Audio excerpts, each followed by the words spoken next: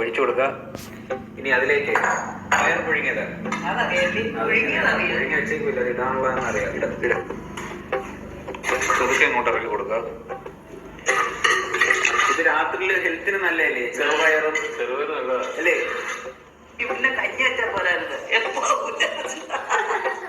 പക്ഷെ ഇത് സിമ്പിൾ അല്ലേ? ആ അതല്ലേ ഇതൊന്നര വലിയ പാടുന്നത്. അതിന് മറ്റേ ചവ്വരി ഇട്, ചവ്വരി. ആ ഏലക്ക ഓക്കെ.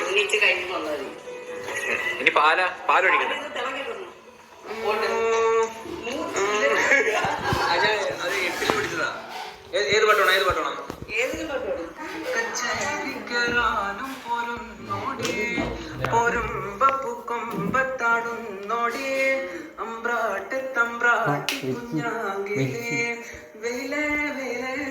വെറുതെ തരുമോ നിറനാഴെ നിറകെ പൊന്ന്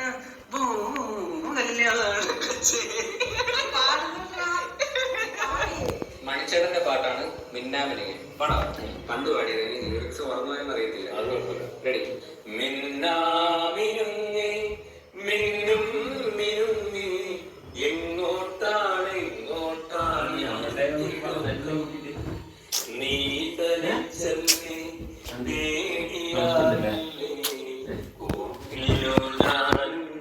വന്നോട്ടെ മഴയത്തും വെയിലത്തും പോകരുതേ നീ നാളിന്റെ വെട്ടം കളയരുതേ നിഴലുപോൽ പറ്റി ഞാൻ കൂടെ നടന്നപ്പോൾ നിഴലുപോൽ പറ്റി ഞാൻ കൂടെ നടന്നപ്പോൾ നീ തന്ന കുഞ്ഞോ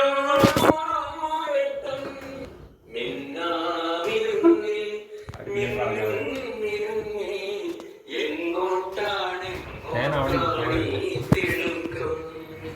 നീ കളിച്ചല്ലേ പേടിയാവില്ലേ ഊട്ടിനു ഞാൻ വന്നോട്ടെ.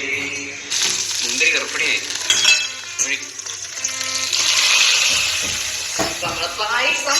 റെഡി? ടേസ്റ്റി ആയിട്ടുള്ള ചെറുപയർ പായസം ഇവിടെ റെഡി ആയിരിക്കണം സുഹൃത്തുക്കളെ. അത് 12:30 കുടിക്കേ. നമുക്കൊരു കാര്യം ചെയ്തല്ലേ, തണുത്തിട്ട് നാളെ രാവിലെ അതൊരു വീട്ടിൽ വരുന്നത് കഴിക്കാം. എന്നാ പൂച്ചണ്ട മാറിയില്ല അങ്ങോട്ട്. അപ്പൊ അവളിഞ്ഞത് എന്തിനു ചിരിക്കുന്നത്? നിങ്ങളെന്ത് ഞാൻ പറഞ്ഞ അമ്മയെ ഞാൻ പറഞ്ഞ ചിരിക്കുമോ? എന്ത് പറഞ്ഞാല്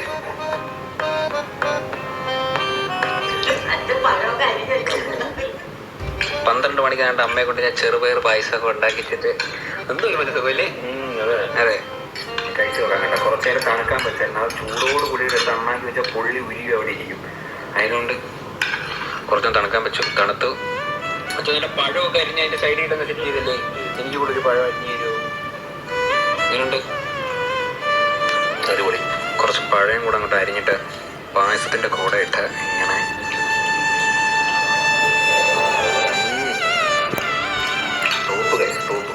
സീരിയസ്ലി അടിപൊളിയാട്ടോ. നമുക്ക് താങ്ക്സ് വേണോ? Thank you. സൂപ്പർ കേട്ടോ. നിങ്ങൾ എല്ലാവരും ട്രൈ ചെയ്ത് നോക്കുക. ചെറുപയർ പായസം അടിപൊളിയാണോ? ടേസ്റ്റിയാണ്, വെരി ഗുഡാണ്.